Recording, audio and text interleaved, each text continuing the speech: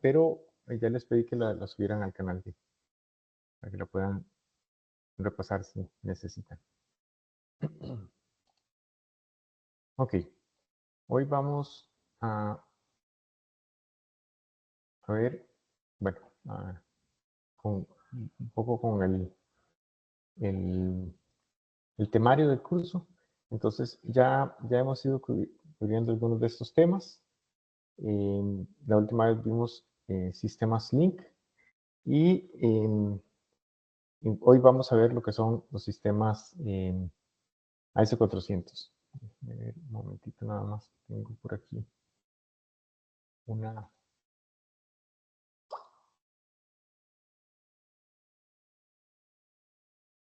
Ok.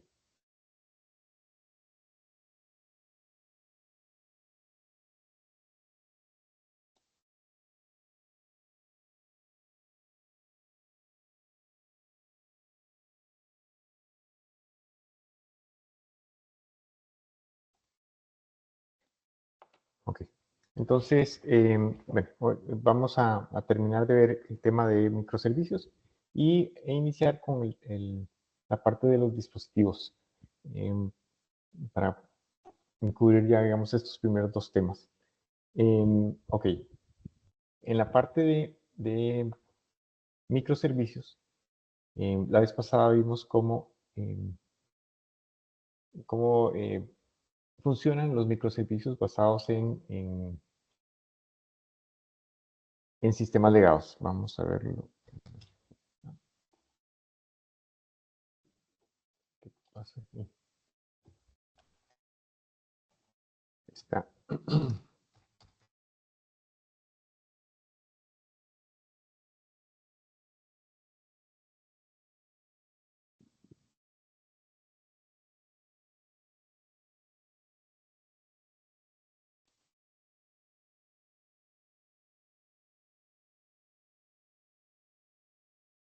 Está con algún problema en mi máquina.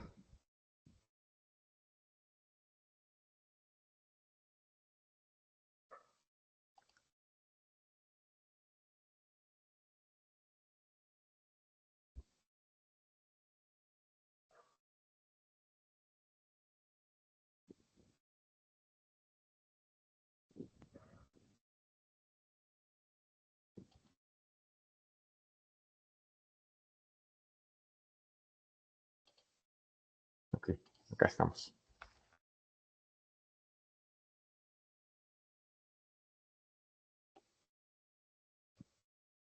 Entonces, para hacer un pequeño repaso de lo que habíamos visto un sistema COBOL eh, tradicional, digamos, del COBOL 74. Hay algunas versiones posteriores como Microfocus COBOL y otras, pero digamos que todos se fundamentan en esta estructura que habíamos visto. Entonces, ahí, como les decía ahora al principio, vamos a colgar el video para que lo puedan ver en el canal y puedan repasar cualquier tema. Pero básicamente, digamos que estamos hablando de que el sistema Hall divide los servicios en, en elementos,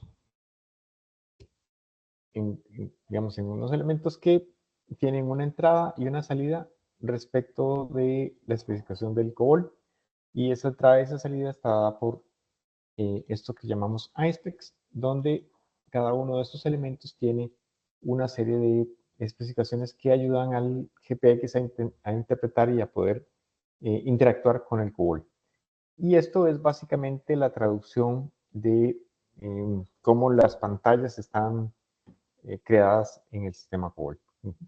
Hoy vamos a ver otro sistema legado que es el AS400. No sé si alguno de ustedes ha tenido experiencia de ver lo que es el AS400, digamos, o sistemas de ese tipo digamos, que son los llamados mainframes, pero que usaba IBM y que pues todavía hay bastantes de estos. Realmente nosotros le llamamos AS400, pero dentro de este proceso hay una gran familia de equipos, todos muy viejos, Sistema 36 de IBM, el AS400, incluso el OS2, que digamos en su momento tenía un sistema operativo, se supone moderno, es decir, pero ya hoy en día es un sistema también antiguo. ¿Alguno de ustedes conoce o ha escuchado hablar de los AS400 y los equipos de IBM viejos? Yo solo he escuchado un poco y sé que funcionaban en las pantallitas con letras verdes y fondo oscuro. Solo he visto algunos sí funcionando en tema de banca, pero no, nunca he trabajado en uno de ellos. Entiendo que Ok. el código es bastante similar al de COBOL. Eh, sí, bueno, digamos que tiene algunas similitudes. El código realmente es muy diferente. Bueno, algunos de esos trabajan COBOL, algunos de esos sistemas trabajan COBOL, pero el lenguaje preferido era uno que se llamaba RPG2, es decir, el lenguaje, mm, digamos, RPG, así, RPG 2, que fue un lenguaje inicialmente creado para hacer reportes, pero que después se usaron para muchas cosas. El de RPG2 se basa en algo más antiguo que eran las tarjetas perforadas. Eh, es todo un tema, digamos, ahí, pero digamos que el RPG usa codificación mm, eh, posicional, más o menos como la versión nueva que sería el Python, que en el Python, de acuerdo a la indentación que uno haga, el Python sabe si dónde termina el if, dónde termina cada bloque de programación. En el caso del RPG, había una columna donde uno especificaba el tipo de registro que estaba poniendo y ese tipo de registro le permitía a uno hacer una serie de cosas. Pero digamos que estos detalles de RPG los pueden buscar, los pueden googlear, como decimos, pero digamos que sí es importante tener en cuenta que ahí hay una parte importante, digamos, de esa programación. Lo interesante de esto y que sí es de uso bastante general es que estos sistemas sí usan pantallas verdes, como típicamente les decimos. Entonces, digamos que la comunicación con un equipo de estos es usualmente a través de un host, una IP y un puerto. Normalmente el puerto es el puerto 23, que es el puerto asociado al telnet. Algunos de esos equipos no se podía cambiar, siempre tenía que ser por el puerto 23. Otros equipos ya un poco más flexibles tenían la posibilidad de cambiar ese proceso. Luego se maneja el concepto de estación, porque digamos que el GPX para operar con estos equipos lo que hace es que simula ser o emula una estación. Hay, digamos, muchas estaciones, digamos, eh, Station 5350, por ejemplo, la IBM 5350. Entonces, hay una serie de programas, digamos, que se fueron desarrollando para poder emular o hacer la función que hacían esas terminales.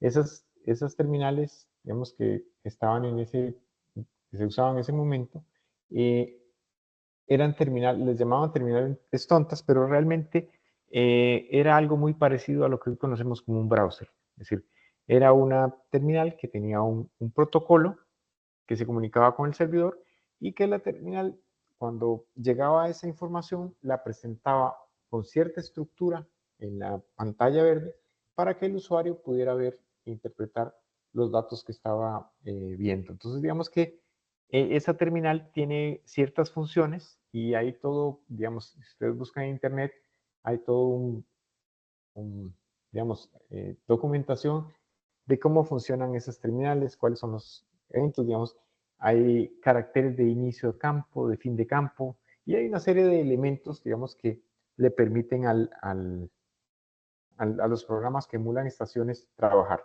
Entonces, por ejemplo,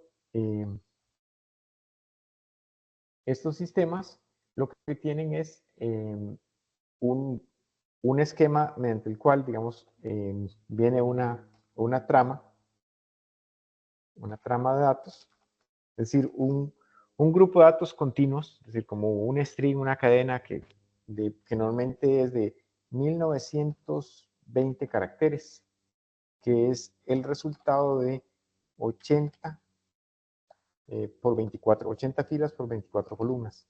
Entonces, esos 1920 caracteres vienen continuos, pero se van a representar como 80 columnas y 24 filas. Entonces, quiere decir que los primeros 80 caracteres, 80 caracteres son la primera fila. Del 81 al 160 son la segunda fila. Y de esa forma funciona, es decir, la terminal siempre envía y recibe 1920 caracteres y tiene algunos, pero dentro de esos caracteres que vienen, hay unos elementos que le permiten a la estación saber dónde están los datos. Entonces, por ejemplo, tenemos algo así como que, digamos, en una línea viene datos y entonces dice, por ejemplo, cédula, y viene el carácter 255 en ASCII, el carácter ASCII 255, que representa el inicio de un campo. Y entonces viene, por ejemplo, 20451, 0901, digamos que tenemos un espacio de 10 caracteres para la cédula, entonces dice cédula, 2 puntos, y tal vez hay un espacio, y luego está un carácter, que es el 255, y otro carácter, el ASCII 254. Entonces, el GPX ya sabe y ya conoce esos protocolos, entonces el GPX sabe que cuando está este carácter es porque ahí empieza un campo, y este carácter indica que ahí termina un campo. Entonces, el GPX puede decir, ok, esto que está aquí, lo que está entre esos dos caracteres, es el valor del campo. Sin embargo, va a necesitar que nosotros, digamos, por ejemplo, qué queremos en el proceso. Entonces, por ejemplo, nosotros vamos a hacer, digamos, el mantenimiento de personas. Entonces, mantenimiento personas. Mantenimiento de personas, entonces, va a tener un input y va a tener un output. Normalmente, digamos, en los AS400, los sistemas, estos siempre van a trabajar con 80 por 24. Cuando uno programa, dice, por ejemplo, diseña la pantalla, por decirlo así, y escribe en las 24 filas, escribe en cada columna, escribe lo que uno quiere. Entonces, por ejemplo, las 2, 3 primeras líneas de la pantalla de arriba van a ser para poner el sistema, el nombre del sistema o el nombre de la empresa, en la segunda línea el nombre del sistema y tal vez la fecha y hora actual del sistema, como para darle alguna forma, y, y viene alguna otra información. Entonces, hay campos, digamos que estos caracteres nos permiten identificar dónde empieza un campo y dónde termina un campo. Pero adicionalmente también tenemos un esquema digamos, de etiquetas. Entonces nosotros podríamos, por ejemplo, leer cuál es el campo o la etiqueta que dice fecha arriba. Entonces, para eso, él va a usar, digamos, etiquetas y va a usar un carácter que normalmente es el carácter escape, el ASCII 27. El ASCII 27. Y ese carácter ASCII es el que nos dice que aquí viene una etiqueta. Entonces, lo que sigue, por ejemplo, es la fecha hora. Una etiqueta, ¿qué significa? Que no es un campo que el usuario pueda modificar. Es un campo en la pantalla, pero es un campo donde se muestra información. Entonces, las etiquetas son los campos de output, digamos, y normalmente están rodeados del carácter ASCII 27. Entonces, estos son datos que el usuario no puede modificar. Es decir, no tienen data entry. Mientras que estos son datos modificables.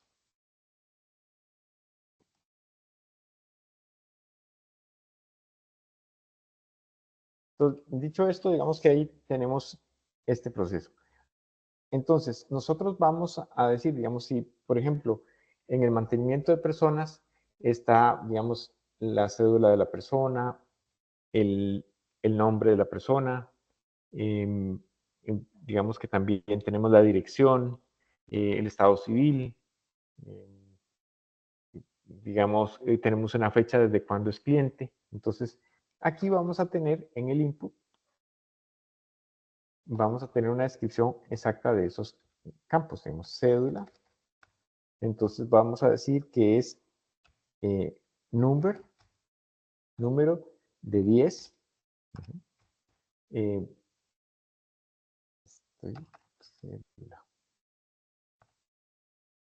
cédula, nombre, que es string de 30, por ejemplo, y así va. Entonces, luego la dirección, que también es string de 30. Realmente estos nombres que yo uso aquí no están directamente relacionados con los campos en la pantalla. Es decir, cuando el programador hizo esa programación, puede que la pantalla venga así. Digamos, esto es digamos, como la imagen de la pantalla. Entonces, viene la primera línea, dice por aquí, qué sé yo, Alcaldía de Guayaquil. Y termina 80 caracteres. En la segunda línea dice Sistema AS400, por decir algo. Y en la tercera línea trae tal vez una etiqueta por acá que dice la fecha y la hora. Entonces, digamos, 10 del 10 del 24, las 08:30.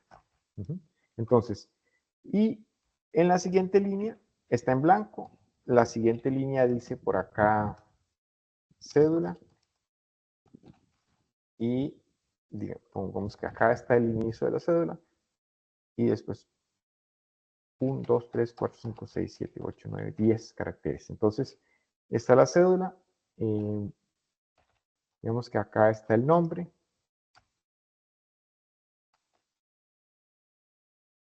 Bueno, normalmente se usaba, algunos de estos ni siquiera tenían minúsculas. Entonces, el nombre que está de 30.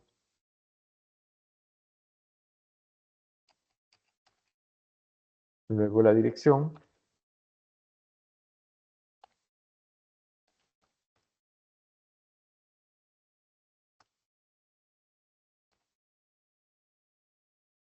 Que también es de 30. Vemos que estaba así algo alineado. Y bueno, ahí pueden seguir más datos. En este caso, sí o sí tenemos que incluir la fecha y hora, porque aunque no es de entrada, no se puede modificar, es una etiqueta y entonces como etiqueta ocupa un espacio en la pantalla. Entonces, el GPX, ¿qué va a hacer? Él va a recibir toda esta información y va a reconocer que aquí hay un carácter que no se muestra en pantalla que dice aquí empieza la fecha y termina aquí. Entonces, esa longitud del campo, esos 10, 11, 12, 13, 14, 15, 16 caracteres, tienen que estar representados aquí. Entonces, yo voy a decir, por ejemplo, string 16, para argumentar que están estos 8 campos más estos 8, a ver, 9, 10, 11, 12, 13, 14, más bien 14 son. 14, sí, usualmente le ponen los segundos, por eso es que lo tenía como en 16. Pero entonces digamos que esta estructura le va a permitir al GPX interpretar correctamente la información. Entonces, ¿qué es lo que pasa? Las pantallas estas, después de todo, no eran tan tontas, porque estas pantallas mostraban esta información, pero las pantallas sabían que, por ejemplo, esta parte era una etiqueta, era un valor, esto era un valor, pero estos eran, por decirlo así, rótulos que no tenían ningún significado a nivel de la operación. Entonces, las pantallas, digamos que cuando recibían una información, simplemente pintaban la pantalla, desplegaban en la pantalla los 1920 caracteres y mostraban esa información. Entonces, pero internamente, la pantalla, cuando alguien dice, ok, ya modifiqué los datos, actualice o envíe esa información al servidor, la terminal solo enviaba la información que estaba dentro de esos elementos. Es decir, solo envía esto, la fecha y hora, la cédula, el nombre, la dirección y todo lo que esté dentro de esas, ignorando todo lo demás. Entonces, de esta forma, nosotros podemos decirle, bueno, los primeros 14 caracteres son la fecha y hora, los siguientes 10 caracteres son la cédula y así. Y algo similar, si esta misma pantalla es la que se usa para la salida va a tener exactamente el mismo comportamiento.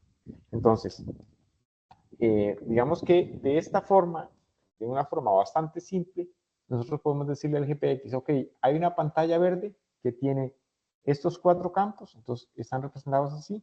Esa misma pantalla verde es la que en la salida me va a mostrar la información. Entonces, por ejemplo, yo podría solo digitar la cédula, dejar el nombre y la dirección en blanco y darle con, digamos, acá abajo, posiblemente hay unas etiquetas que dicen menú F6 consulta,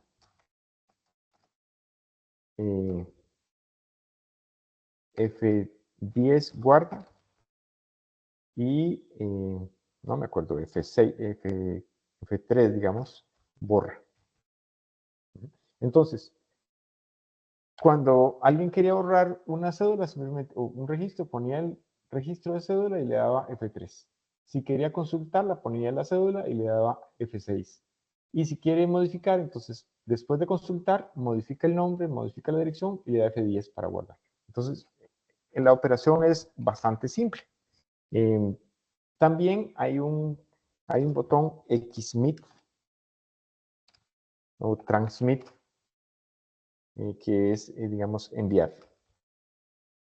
A veces, digamos, hay pantallas que no son, no necesariamente son mantenimientos, por ejemplo, que son filtros o reportes, donde tiene unas columnas arriba y uno le dice qué es lo que quiere que le muestre, qué es lo que quiere filtrar. Entonces se usaba el XMIT o el Transmit, que es una tecla que existía en esas terminales. Entonces, digamos que esto tenemos que conocerlo. Entonces, usualmente dentro del proceso, acá arriba, uno puede ser el query, y el query entonces dice que es F6, y el save, que es F10, y el delete, que es F3. Y esto es porque en Java esto es una palabra reservada, pero no se asusten. Y luego el XMIT, bueno, el XMIT siempre es el XMIT, ese no tiene una codificación. Entonces, usualmente acá vamos a poner y vamos a decir que en esta pantalla, particularmente, las operations, las operaciones que se soportan son por ejemplo, query, el save y el delete. Entonces, con esto, el GPX sabe que esta es la entrada de esa pantalla, esta es la salida de esa pantalla, y que el query save delete es lo que se puede hacer. Y que ya sabemos que el query es el F6, estas son las teclas. Entonces, esto es información que un usuario de la aplicación la conoce. Es decir, entonces el usuario cuando tú entras y dices, muéstrame cómo funciona la pantalla, entonces él es, mira, este es el mantenimiento de personas, sí, de personas. Estamos aquí y entonces entra, se ve la pantalla así, yo digito aquí la cédula, le doy F6 para consultar, entonces me trae la información, luego la puedo modificar, le doy F10 para guardarla y cuando quiera borrar simplemente digito la cédula y le digo borrar. Entonces el usuario te va a decir eso o les va a decir eso y entonces ya ustedes tienen la información para saber qué es lo que va a ir. Aquí pueden haber muchas otras, es decir, estas son las que usualmente se tienen, pero por ejemplo, eh, igual que en las computadoras personales, existe de F1 a F12. Y usted nunca se ha preguntado para qué son esas teclas. Algunas se usan, los navegadores usan algunas de esas teclas, pero esas teclas están ahí porque se crearon precisamente para que fueran el menú de esas terminales tontas. Es decir, esas funciones eran la función 1 que se asoció con ayuda, F1, F2 que es para renombrar o cambiar. Y bueno, ahí era una serie de cosas. Incluso en algunas terminales existen 24 teclas de función. Entonces, perfectamente uno puede decir aquí que tenemos la F14 que representa F14.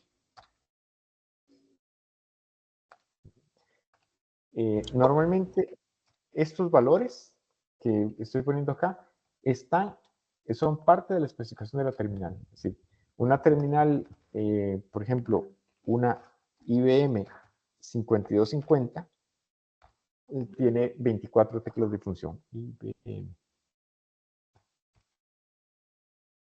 5250, esta tiene, 24 teclas de función. O sea que podemos ir desde F1 hasta F24. Y entonces, si le decimos que queremos transmitir una F4, él va a saber cuál es el código correspondiente. ¿Qué es lo que hace el GPX? El GPX, entonces, toma los datos que están en la pantalla, digamos, los datos que están en el formulario web, los organiza en ese orden, porque es importante, es decir, él va a crear una trama, digamos que, por ejemplo, si yo aquí pongo esta información, perdón, pongo 0, 2, 451, 0901, faltó un,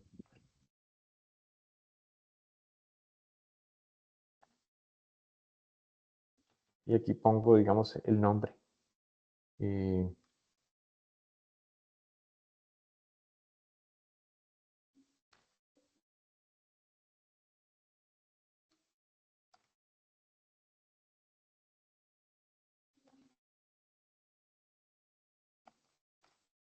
Y aquí la dirección.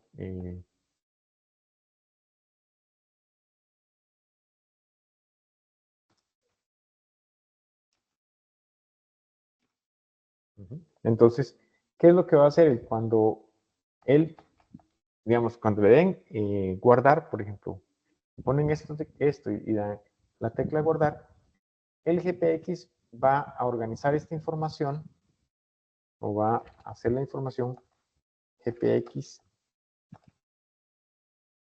con F6, el GPX envía. Obviamente, nosotros no vamos a tener estas teclas. En el formulario podemos tener un botoncito que dice consultar, otro botoncito que dice guardar y otro botoncito que dice borrar. Y en el borrar podemos preguntarle que si está seguro, aunque la pantalla originalmente no lo tiene, pero nosotros lo podemos poner. Cuando se quiere trabajar con la consulta, el F6, entonces él va a tomar y va a decir 10, 10, 24, 0830, que es esta información que está aquí, y inmediatamente después, sin dejar ningún espacio, va a poner 002451 0901 y luego de eso va a poner lo que está dentro de estos caracteres, incluso con los espacios y la dirección. Así. Y aquí al final va a poner el F6. Entonces, esto, lo que está diciendo, digamos, para decirlo de aquí, es, esta es la información que está. Y esto era lo que hacía la terminal. Es decir, cuando en la terminal estaba, la terminal hace exactamente esto. Es decir, toma la información y va ahí. ¿Qué es lo valioso de esto? Porque ustedes dicen, ¿de qué ganamos con emular una terminal? Bueno, que resulta que a través de este esquema, nosotros podemos interoperar con un sistema AS400. Entonces, nos dicen, mira, ahí hay un AS400, queremos sacarlo a celulares. ¿Ok? El GPX, definimos un servicio, un microservicio de GPX, y le decimos al GPX, ok, mira, los servicios que tenemos es mantenimiento de personas, que funciona así. Entonces, con esto que yo acabo de hacer, ya el GPX puede interoperar con una pantalla verde relativa a personas, digamos, con esos tres campos. Entonces, con esta información que yo le di aquí, ya el GPX puede interoperar con esas pantallas. Y hacerlo para 50, 30, 100 pantallas, pues es cuestión de tener cuidado de contar los caracteres correspondientes de cada campo y listo, ya tenemos interoperación con eso.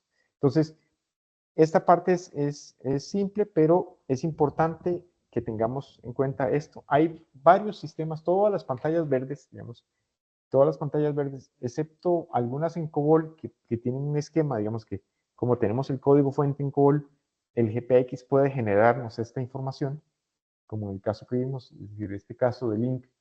El GPX, yo le doy el link off y el GPX solito genera toda esta información. Pero, por ejemplo, los nombres que le ponen son los que vienen, los que están en el programa COBOL.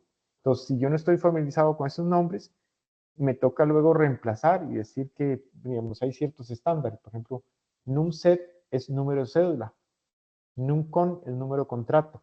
Pero si existe un diccionario de datos en COBOL, yo puedo hacer eso. Entonces yo podría saber eso porque si no, me toca saber qué va en cada campo.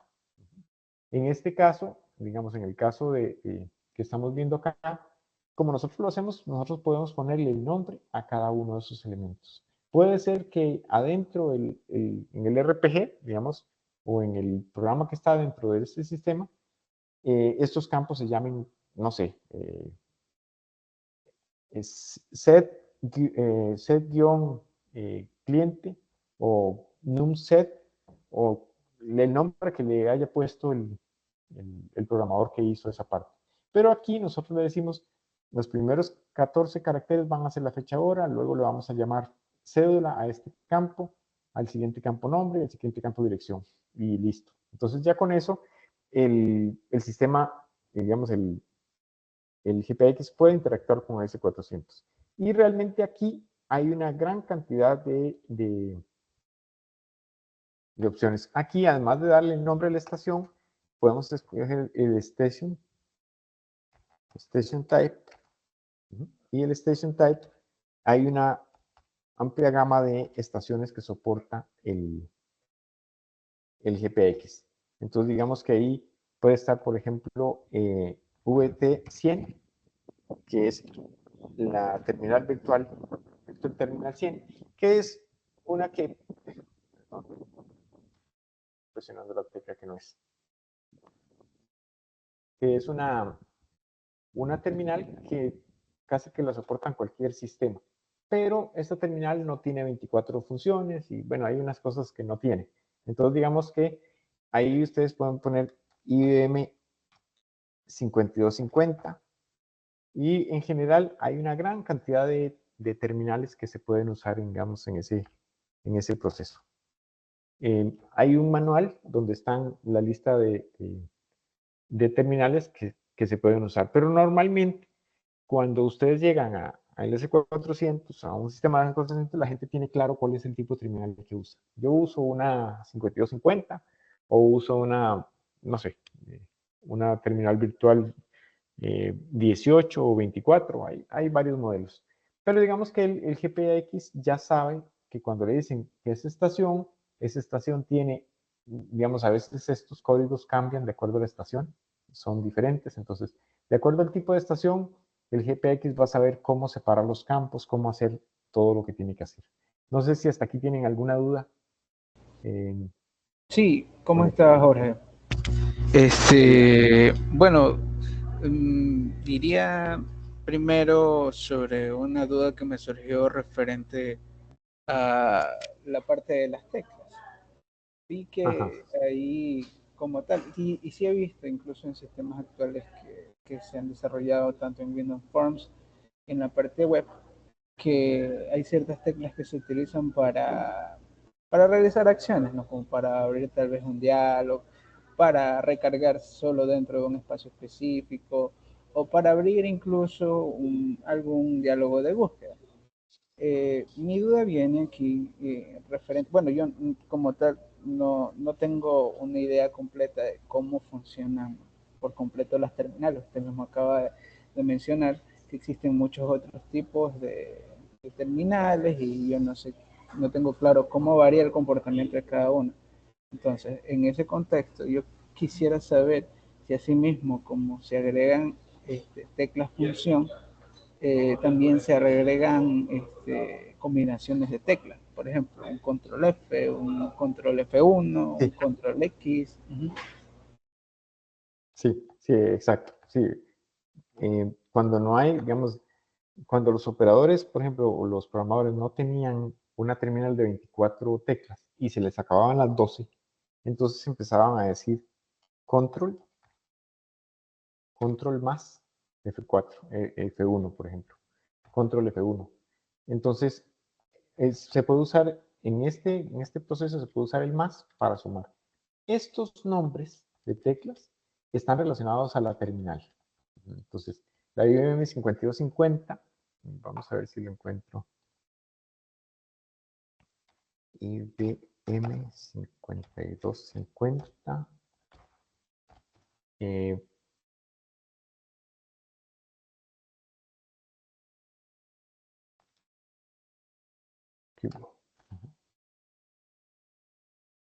no, se están vendiendo Keyword Mapping Help.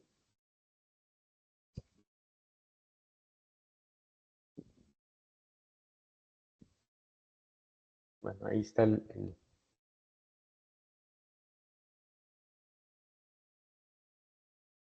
importa, veamos una de estas.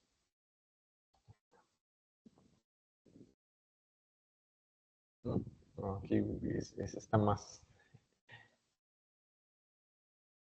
Keyword Mapping. O List Functions Trees. Bueno, aquí está. Está, por ejemplo, el control K, CTLK es control K, control I, es decir, ahí hay información.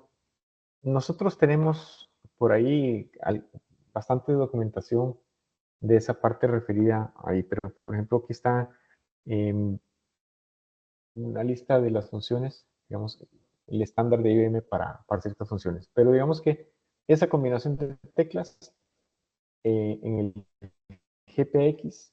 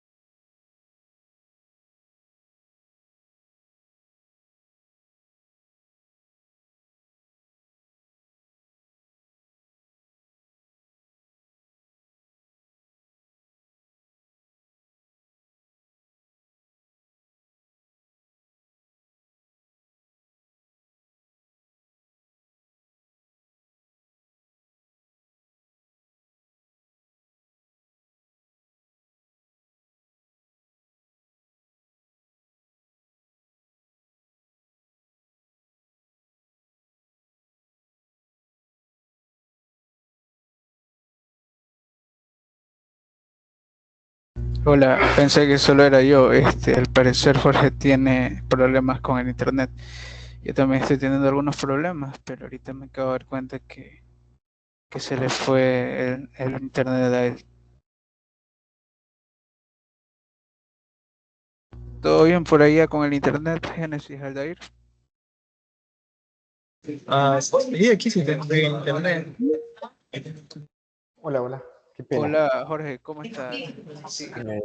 Se me interrumpió la comunicación, es que em, se apagó el switch de internet por un problema que tuvimos ahí, pero ya lo resolvieron. Ah, ya, Sí. listo, listo. Le comento que yo también he tenido unos cuantos inconvenientes, pero se me desconectó por un momento. Al parecer, antes de que usted volviera a tener conexión, pero ya cuando ingresé no estaba. Bueno, ahora sí podemos continuar. Me queda claro lo de la combinación de teclas y de la funcionalidad de este tipo bueno, de interoperabilidad. Tenía otra duda más referente, bueno, esto de aquí ya tiene que ver más bien con el campo Station Tape. Mm, La mayoría de terminales siempre, o sea, no hay como un estándar, sí, todas tienen como que características que difieren, tanto la combinación de teclas como la posibilidad de que haya asimismo combinaciones de teclas y este tipo de cosas. Ya no hay como un estándar en ese sentido. No, no hay estándar, no hay. Y es más, hay algunos programadores que no usaban las teclas, que por ejemplo hacían esto, digamos, dejaban un espacio aquí para la consulta, un espacio aquí para la y otro para borrar. Entonces, el operador decía, ¿qué quiere hacer? Entonces marcaba con una X aquí, consultar, guardar o borrar, y luego el XMIT, que ese sí Ah, siempre estaba. entonces O, era como la navegación en la consola como tal. o también así, uno, Ah, sí, dos, ajá, yo guardar, hacía eso de ahí con C Sharp en consola, tal cual, exacto. era como un menú.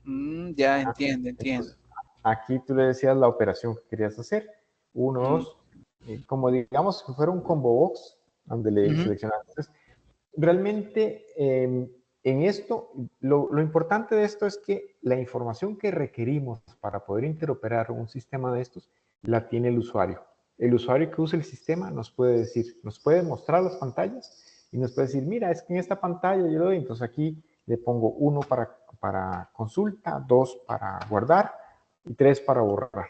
Entonces, y realmente en los años que yo he estado haciendo esto, me he topado de todo. Hay gente que lo hace, incluso hay veces que hay columnas, digamos, hay gente con mucho ingenio, tiene columnas, digamos, porque esto perfectamente pueden ser, como son tres campos, pueden ser tres columnas en pantalla, y entonces tenían la información, desplegaban en pantalla la información, digamos, de 18 personas, y en cada línea puedes ponerle a esta línea, en esta consulte, en esta borre, en esta guarde, y entonces tenían las tres columnas, cédula, nombre, dirección, y una tercera columna de menú. Y entonces ponían la información y en el menú lo que querían hacer, y entonces era un mantenimiento masivo de personas, digámoslo así. Entonces, ellos simplemente tenían 18 campos, entonces empezaban a digitar, vamos a registrar a Jorge, vamos a registrar a Jason, vamos a registrar a Génesis, a Aldair, y ingresaba la información de nosotros cuatro y le ponían ahí que era guardar, dos guardar, entonces guardaba la información de los cuatro en una sola pantalla. Entonces, tú te vas a encontrar en el AS400 o en cualquier tipo de combinación de funciones de cómo el desarrollador lo hizo. Y no tienes que saber exactamente cómo lo hizo, sino lo que tienes que hacer es cómo funciona. Y cómo funciona, sí lo sabe el operador, es decir, la persona que usa esa pantalla. Entonces la persona te dice, estos son los campos, tienes que agitarlo así para guardar, para borrar, y entonces él te dice, y lo que haces es que creas esa parte también de la misma forma.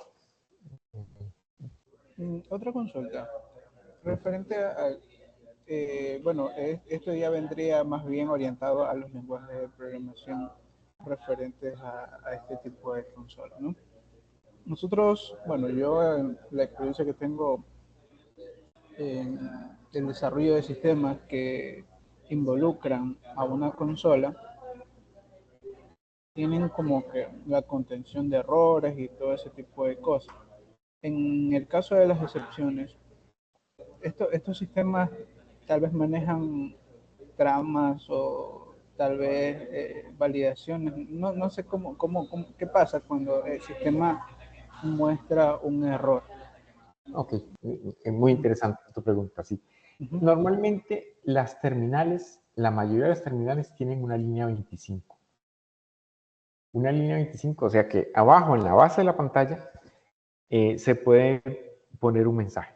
Entonces, cuando por ejemplo hacemos un not numeric, digamos, digamos en la cédula, yo tengo que digitar números, pero realmente no tenía una validación, entonces yo perfectamente puedo meter ahí, otra vez esta tecla, yo perfectamente puedo meter una O en vez de ese 0, y una O, digamos que me equivoqué y puse una O.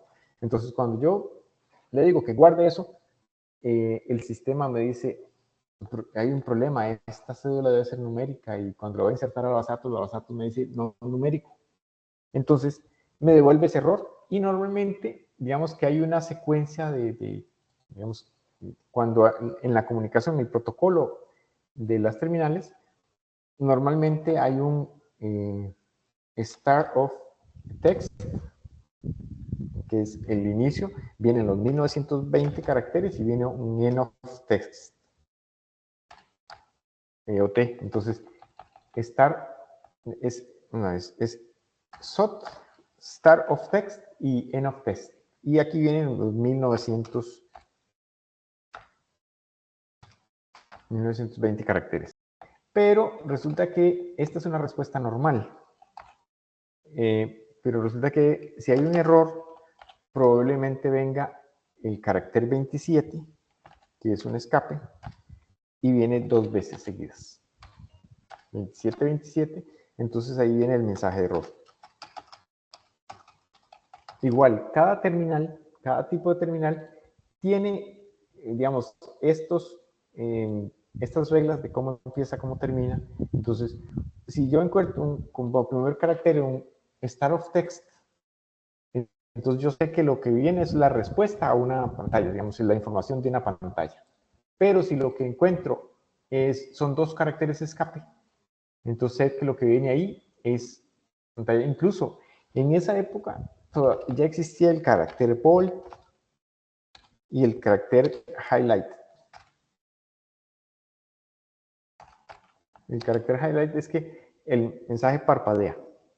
Entonces, algunos de esos, digamos que los usuarios ponían en el mensaje en los programadores en resaltado y además parpadeando. Entonces, digamos que eso es una serie de elementos que se usa a nivel de terminal. Todo está en el protocolo de la estación, digamos.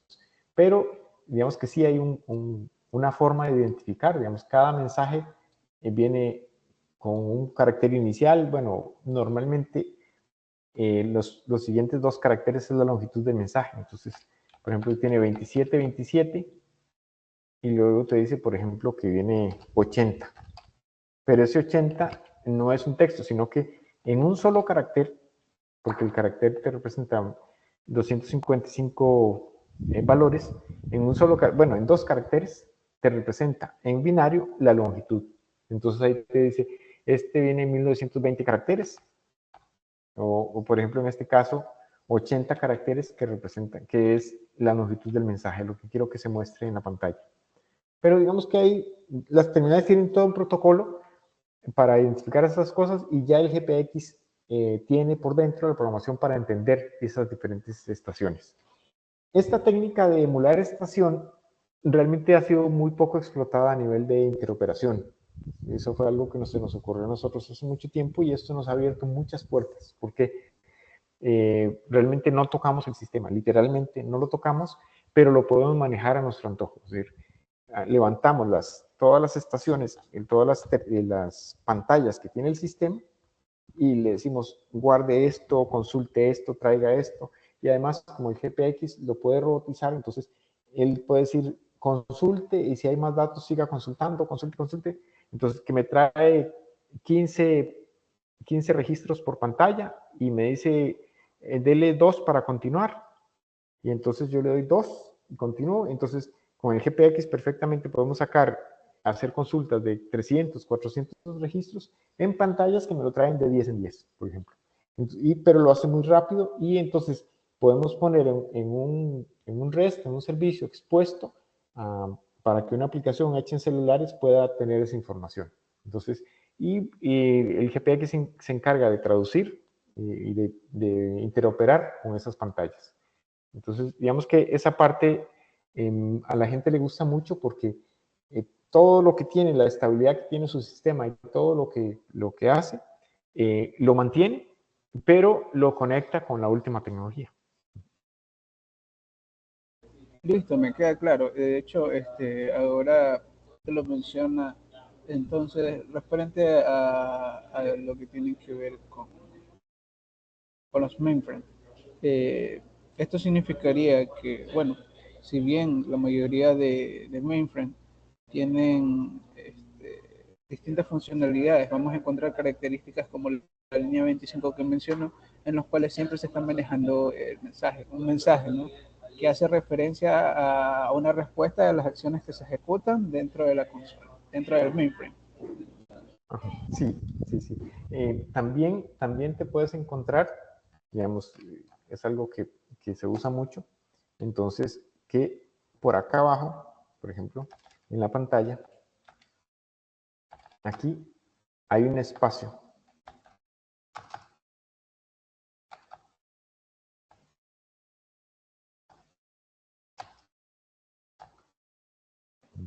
Y entonces, y eso normalmente, digamos, cuando la pantalla se despliega, normalmente esos caracteres que ves ahí salen en blanco, pero en algún momento pueden decir error y el mensaje de error. La cédula no existe. Es decir, como en la misma pantalla el programador pudo haber puesto campos de despliegue donde va a mostrar los errores de la pantalla.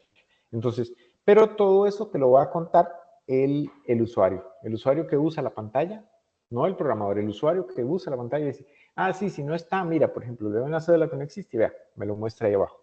Entonces ya tú sabes que ahí, después de esto, hay un tipo error de 5, que es string de 5, y hay un mensaje error que es string de, no sé, 45. Entonces, ya tú puedes saber que esos campos, si traen algún valor, es porque hay un error. Entonces, le muestras al usuario y ya te das cuenta que esos campos no, digamos que son problemáticos. Esta parte de cómo manejamos el error, eso no se hace aquí, eso no lo hace el microservicio. El microservicio simplemente envía y trae datos. En el proceso, en el BPM 2.0 que tú estás programando, tienes que decir que si este campo es igual a error, entonces la última transacción no se hizo. Y tienes que decirle al usuario, mire, se presentó este error y mostrarle en pantalla al usuario el error. Pero digamos que esa información está igual. Normalmente uno puede agregar aquí un carácter de línea 25, línea 25, que usualmente es un string de 80, donde también puedes, el sistema va a devolver ahí el error, el mensaje de error. Entonces, claro que no necesariamente tienes que ponerle línea 25, puedes ponerle mensaje de error, mensaje o mensaje de resultado, porque no necesariamente es un error. Puede ser que ahí te diga datos guardados, te confirme que la transacción ya se hizo. Entonces, esa parte siempre puedes trabajar. Y depende, es decir, cada caso es diferente y puedes encontrarte cosas muy diferentes. Sin embargo, lo que tú tienes que saber es que existen los campos de solo, que solo se muestran, los campos de entrada y salida, y también existen las teclas para que el usuario los pueda usar para hacer funciones. Entonces, ese es como todo el universo con el que tienes que jugar, pero una vez que tienes y has entendido este proceso, puedes emular cualquier función que esté en el AS400 o en cualquiera de esos equipos. Hay equipos Data General, hay equipos, bueno, montones. En este momento se supone que hay más de 120,000 empresas que usan en el mundo sistemas desarrollados en tecnologías como esta que estamos hablando, similares a la S400, y que las podemos emular con esto que estamos viendo, con un tipo de estación y lo demás. Entiendo, Jorge. Me queda ahora sí me queda mucho más claro, porque más bien esas eran las dudas que tenía referente a estos sistemas, porque justamente recordé mi primer programa desarrollado justamente en una consola, y bueno, yo en ese momento no sabía usar ni un try catch, y siempre que me fallaba, resultaba todo eso en un error, ¿no? Y se me caía el sistema, pero en este caso, ya con sistemas obviamente desarrollados en esto, tienen ya muchas otras cosas. Bueno, esta es una pregunta que la verdad me surge debido a esta última pregunta que le voy a hacer. Esta surge debido a que desconozco cómo se manejaba a nivel de código las operaciones desde un sistema mainframe hacia un sistema de base de datos. En ese entonces, todavía sí existía el concepto de commit, de rollback, el transactional. Cuando este tipo de errores surgían con la base de datos, supongamos, ¿no?, que este tipo de procesos involucran más de una tabla, pero yo realizo el guardado de información y di un error solo en una tabla. Ese error, exacto, involucra que se hace un commit en las tablas anteriores y hasta ahí quedó, o tal vez sí se hacía el rollback del guardado en las otras tablas involucradas en toda la transacción hasta el punto de error. Pues te vas a encontrar de todo. Digamos, por ejemplo, el COBOL desde el año como 84 para acá, el COBOL tenía una cosa que se llamaba DMS COBOL, que es el Data Management System del COBOL, que te permitiera operar con bases de datos que tenían rollback y tenían toda esa transacción. Pero sin embargo, por ejemplo, el Microfocus COBOL usa archivos indexados. Y unas versiones de Microfocus COBOL no te permiten hacer una transacción como tal. Es decir, tienes que tener mucho cuidado y tienes que tratar de que si algo falla, digamos, por ejemplo, que actualizas 3 tablas y la última actualización da un error, tienes que ver cómo lo reparas, es decir, a nivel de programación. Sin embargo, digamos que usualmente ese es un tema de que el usuario conoce. Por ejemplo, a mí los usuarios me decían, sí, cuando no me acuerdo que estábamos en sí, es que este sistema a veces guarda y no guarda en la otra tabla porque A o porque B. Entonces yo lo que hago en este caso es, si yo guardo y me dice que hay un error, que hay un error en la tabla tal, porque le salía el error, entonces cuando sale ese error, yo me voy a esta otra pantalla y aquí consulto y ahí veo la información y entonces puedo ajustarla haciendo esta corrección. Entonces, nosotros lo que hacemos es hacer exactamente lo mismo que hace el usuario, la persona, el humano. Es decir, si le da ese error, entonces tiene que ir borrar el registro y volverlo a hacer pero ahora no ponerle que la dirección es virtual, sino que la dirección es física, por decir algo, que fue lo que dio el error. Entonces, se trata de esas cosas. Y digamos que hay que manejarlo en este proceso. Entonces, ¿qué es lo que pasa? Que el GPX es el que controla esta parte del proceso. No, y se me ocurre, ¿no? Nosotros tenemos en el GPX procesos que involucran a SQL Server. Entonces, en ese sentido, se podría poner una serie de procesos en los cuales se validen base de datos si es que estos datos ya existen, para así no realizar las acciones que realizaba el usuario inicialmente, sino que se valida primero contra base y de ahí hacemos que el sistema continúe para así mitigar ese tipo de inconvenientes que ellos tenían antes de usar el GPX, porque yo supongo que también esa es una ventaja que presenta GPX ante ese tipo de situaciones. Sí, realmente digamos que con el GPX tú puedes manejar, digamos, manejar las excepciones como si fueras la persona que lo está haciendo. Es decir, pero en general, digamos que por lo general estos sistemas tienden a ser, digamos, son sistemas viejos que la gente los usa por mucho tiempo, entonces tienden a ser sistemas muy estables. No es muy común que esos sistemas tengan errores así como los que estamos hablando. Es decir, son, digamos que en cierta forma llegaron a tener un nivel de funcionamiento bastante bueno. Y entonces son sistemas que se usan durante años y que no fallan. Sí tienen alguna situación que es que son lentos. Por ejemplo, si tú empiezas a meterle a este sistema y quieres que mantenga, digamos que un sistema le actualice información a 1000 clientes en un segundo, pues quizá no tenga la capacidad para hacerlo. Entonces, si le metes mucho tráfico, puedes tener problemas de tiempo de respuesta. Es decir, pero en ese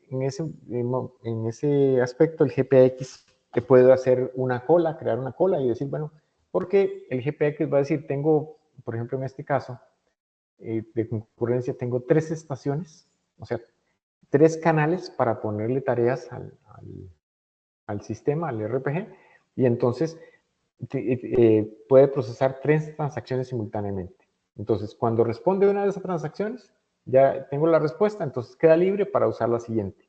Y eso normalmente puede ser, digamos, medio segundo, 200 milisegundos, o sea, 5 transacciones por segundo. O sea, las estaciones, un sistema de estos muchas veces procesa, digamos, entre 5 y 10 transacciones por segundo. Es la capacidad que usualmente tienen, que era muy bueno para usuarios humanos, pero que a la hora de ponerla en la web ya no rinde. Entonces, muchas veces también nosotros ayudamos a mitigar ese problema haciendo una contención del tráfico. Es decir, hay algunas transacciones que no necesariamente tienen que ir, digamos. Y por ejemplo, cuando un usuario hace una transacción y no obtiene el resultado correcto, la vuelve a hacer, la vuelve a hacer, la vuelve a hacer, y entonces empieza a estresar el sistema. El GPX puede detectar eso y decir, bueno, ok, todos los intentos que hagas, te voy a decir, estás en espera hasta que suceda algo diferente, hasta que pueda ver algún tema diferente.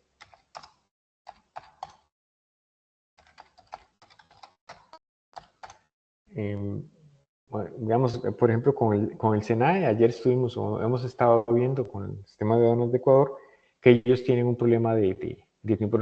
Ellos no son un sistema tan ligado como este, ellos usan Java 1.6, Java 6, digamos, que es un sistema viejo, pero el problema que tienen es que el tráfico de ahora no lo pueden manejar. Es decir, hay tanto tráfico que llega mucho. Pero, por ejemplo, ellos lo que tienen es que tienen un proceso, digamos, de concurrencia muy fuerte, porque ellos permiten lo que es el registro de las declaraciones en forma masiva, pero la persona o la empresa que hace el registro no sabe qué pasa con estas declaraciones. Luego tiene que preguntar cómo quedaron esas declaraciones, si ya fueron procesadas, si fueron aceptadas, si fueron rechazadas. Entonces, todo ese proceso involucra que yo registro la declaración una vez, pero luego pongo un bot que empieza a preguntar por el resultado de esa declaración y puede ser que haga 1000 o 10.000 consultas de la misma declaración una y otra vez hasta que le responda que ya está. Entonces ya me quedo tranquilo. Pero entonces todo ese estrés que le generan por obtener esa respuesta, con el GPX lo podemos mitigar, porque el GPX puede decir, si me estás haciendo la misma transacción en menos de 30 segundos, si estas transacciones me puedes hacer solo una de estas cada 30 segundos. Y si haces más de una, te voy a decir no, no, no. Es decir, el resultado es negativo, resultado negativo, negativo, negativo. Pasan 30 segundos, ahí sí dejo pasar otra para quitarle tráfico, para controlar el tráfico que llega hasta el sistema y defenderlo digamos, del estrés del usuario que puede estresarlo también. Entonces, esas son técnicas que se pueden usar, digamos, en ese sentido. Porque, digamos, estos sistemas por lo general son muy estables, funcionan bastante bien, se han usado durante años entonces, por lo general no tienen esos errores de datos, aunque sí los he visto, y ya el usuario sabe, si me da este error, entonces tengo que ir, borrar el registro en tal parte, y luego volver y hacerlo de nuevo, pero probar, y si me vuelve a dar el error, tengo que, es decir, ahí está todo el esquema de cómo manejarlo, digamos. Listo, Jorge, me queda muy claro. No sé si hay alguna otra pregunta sobre este tema o ya pasamos a dispositivos. Chicos, tal vez tienen alguna otra consulta referente a lo que hemos visto hoy de la CM400, cómo se manejan los eventos con teclas, combinaciones de teclas, alguna consulta referente a eso.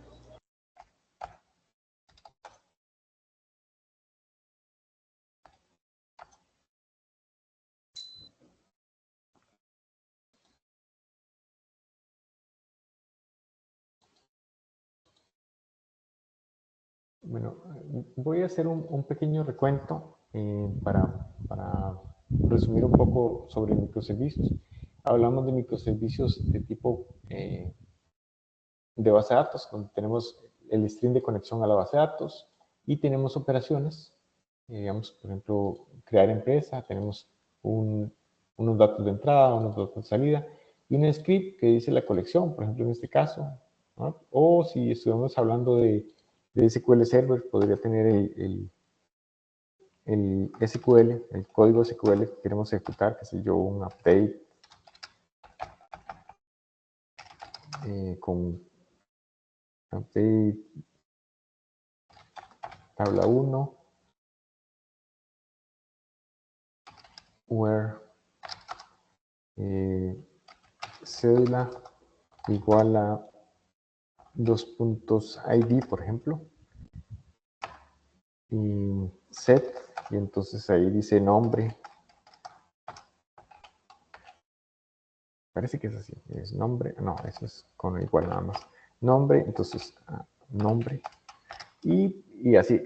En este caso, los 2 puntos, estos identificadores con 2 puntos, tienen que estar representados acá, en el input, para que el GPX haga el reemplazo. Entonces, él puede ejecutar updates sobre cualquier aplicación sin mayores problemas. Digamos que ese es un poco la estructura.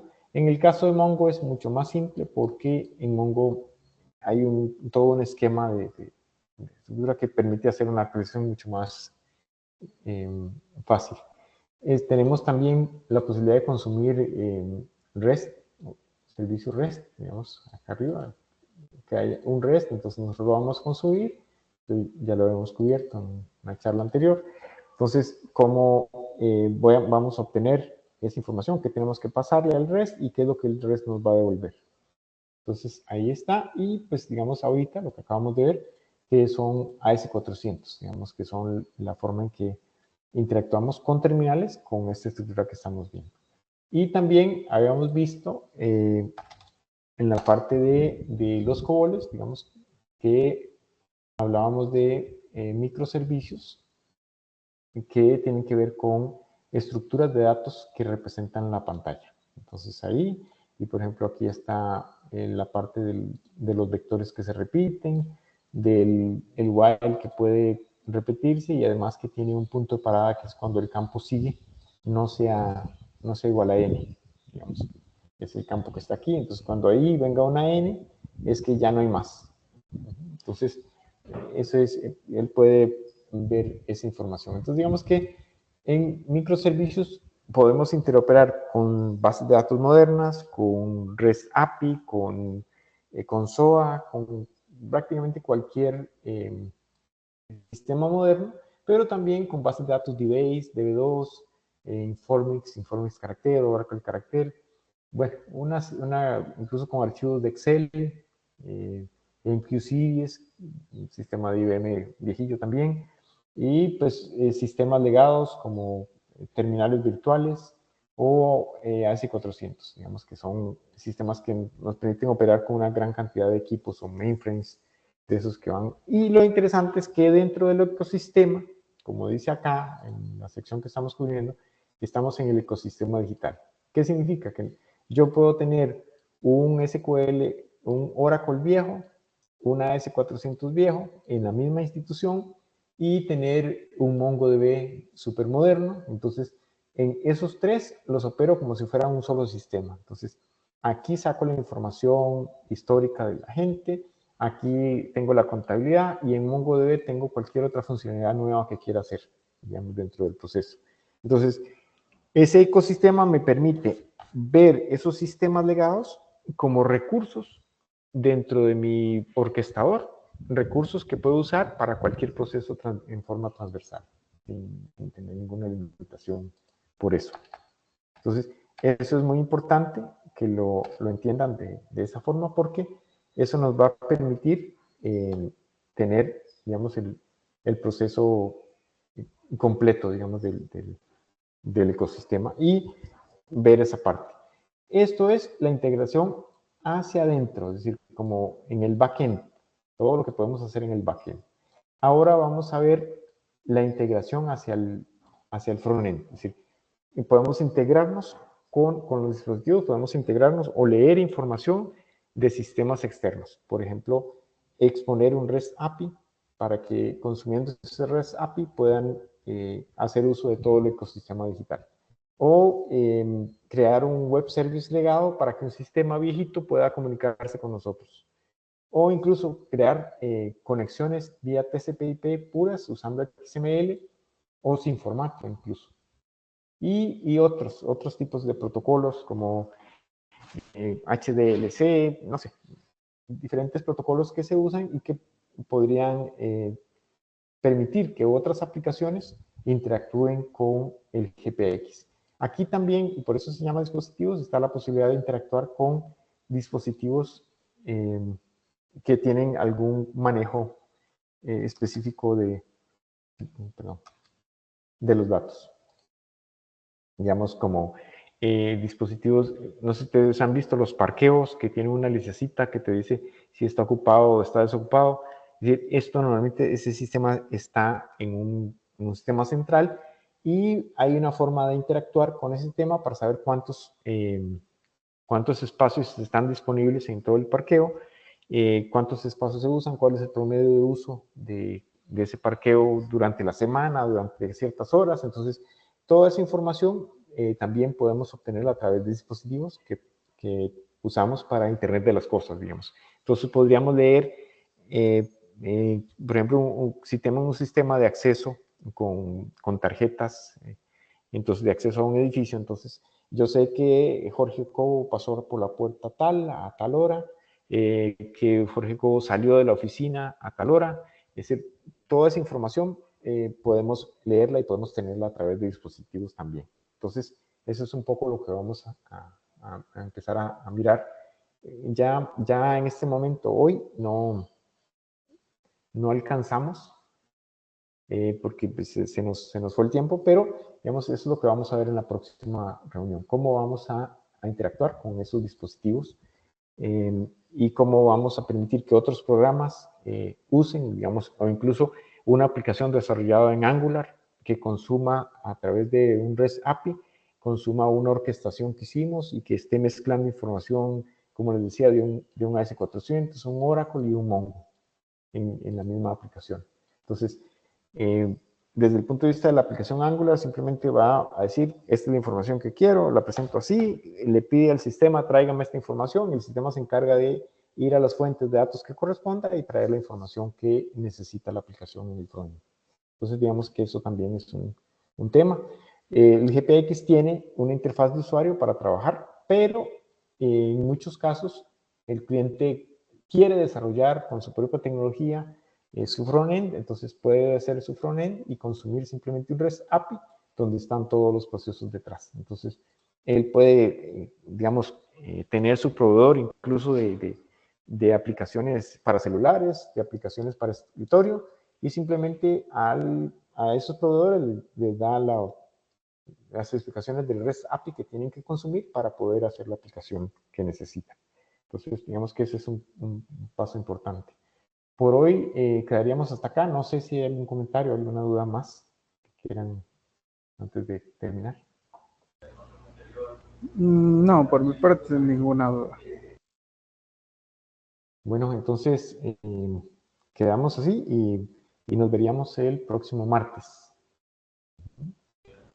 Listo, Jorge. Jorge, una consulta. No sé si es que o tal vez los chicos, estuvo indispuesto tal vez los días anteriores, el día martes. Sí, Ay, ay. sí, es que, bueno, el tema es que esta charla la iba a dar una compañera, pero la compañera no ha podido. Entonces yo he estado cubriéndolo, pero normalmente tengo la agenda bien llena, entonces me cuesta sacar el rato. Y particularmente, digamos, el martes pasado tuvimos, les programaron una cita con el auditor del ISO 27001 que estamos renovando. Entonces, y el auditor la pidió el viernes. Entonces, ya no pude hacer nada. Es decir, realmente no, tuve digamos que sacar el rato para ver con el auditor esa información y, y entonces por eso tuve que cancelar la cita con ustedes. Usualmente yo le aviso a Javier, digamos atrás de Javier, para que él le cuente a ustedes. Pero digamos que estaríamos martes y jueves, 8:30, 10:30 para ustedes, sin introducir, a menos que algo pase, entonces yo les avisaría, pero esperemos que ya no haya más interrupciones. Ahí, listo, perfecto, entonces Jorge. Ya, entonces aquí hasta el martes sería yo. Yo sí voy a practicar. Por si acaso,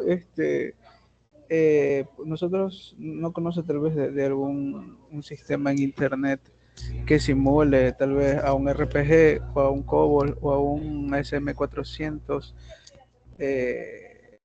para poder practicar tal vez con el JPAC, con el GPX. Pues nosotros tenemos algunos clientes con los que tenemos ambientes de prueba, pero bueno, hay un sistema, pero no recuerdo en este momento, un sistema de la población en los estados de Estados Unidos. Entonces, era como un sistema de estadística que decía cuántas personas viven en cada estado, cuál es el nivel socioeconómico, es decir, cierta información como pública, y eso estaba en un AS400. Entonces, pero la verdad, hace rato que no, habría que buscar a ver si aún está disponible, porque sí era una información con esto. Igual durante el COVID, eh, el, ¿cómo se llama? La alcaldía de Nueva Jersey en Estados Unidos también tenía su sistema expuesto de ayuda social, donde podía haber, digamos, podía uno buscar las personas que estaban siendo atendidas o siendo cuidadas por ellos, para que pudieran ubicar gente que se les había perdido, que tenían alguna situación. Entonces, sería indagar, digamos, pero sí los hay, pero en este momento no tengo mapeado alguno como para poderte ver. Voy a ver si de repente ahí buscamos un poco esos que te menciono. Si todavía están, les paso la información a través de Javier. Listo, sí, sí. Igual voy a buscar. Igual estaría muy agradecido por si es que no pasa eso. Listo. Perfecto. Bueno, que estén muy bien. Nos vemos el martes, Dios mediante. Parece bien, Jorge. Un abrazo. Chao, chao. Chao, hasta luego.